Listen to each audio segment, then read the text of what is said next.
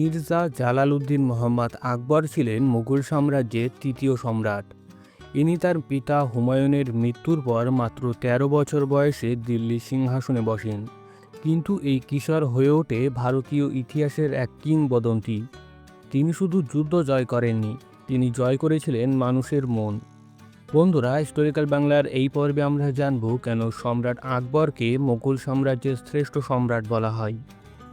পিতার মৃত্যুর পর মাত্র ১৩ বছর বয়সে আকবর ভারতবর্ষের শাসনভার গ্রহণ করেন। রাজ্যাভিষেকের সময় আকবর ছোট ছিলেন। এই কারণে সম্রাট হুমায়ুনের বিশ্বস্ত সেনাপতি বাইরাম খান তার অভিভাবক হন। বাইরাম খান আকবরকে নিয়ে আগ্রার দিকে অগ্রসর হন।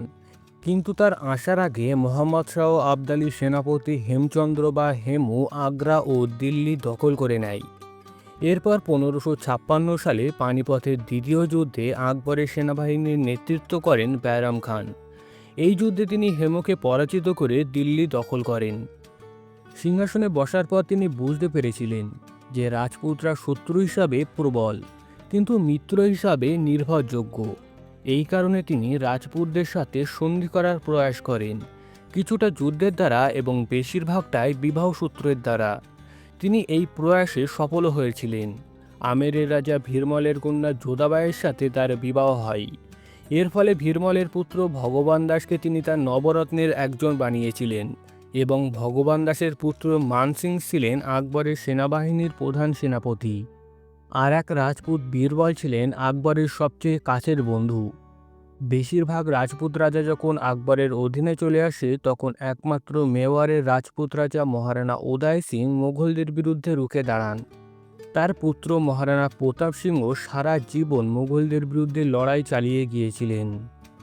সম্রাট আকবর মন্দির ধ্বংস বন্ধ করেন আর জিজিয়া করও বাতিল করেন। তিনি ছিলেন হিন্দু মুসলিম সম্প্রদায়ের প্রতীক। সম্রাট আকবর সমস্ত ধর্মকে সমান সম্মান করতেন। এই কারণে তিনি শুরু করেন ইবাদতখানা, যেখানে হিন্দু, মুসলিম, জৈন, খ্রিস্টান প্রভৃতি ধর্মের পণ্ডিতরা এসে বিতর্ক করতেন। এর ফলে এখানে দিন-ই-এলাহি নামে একটি নতুন ধর্মের জন্ম হয়, যদিও তা খুব কম অনুসারী পেয়েছিল। কিন্তু আকবরের দৃষ্টিভঙ্গি ছিল অভাবনীয়। এছাড়া আকবর রাজস্ব ব্যবস্থা আবার নতুন করে সাজান। তিনি প্রদেশ ভিত্তিক প্রশাসন চালু করেন, মনসবদারি পদ্ধতি ও আয় ব্যয়ের হিসাবে রক্ষার জন্য নতুন নতুন নীতি চালু করেন। এর ফলে সম্রাট আকবরের শাসন ছিল ব্যবস্থাপনার এক নিখুঁত মডেল।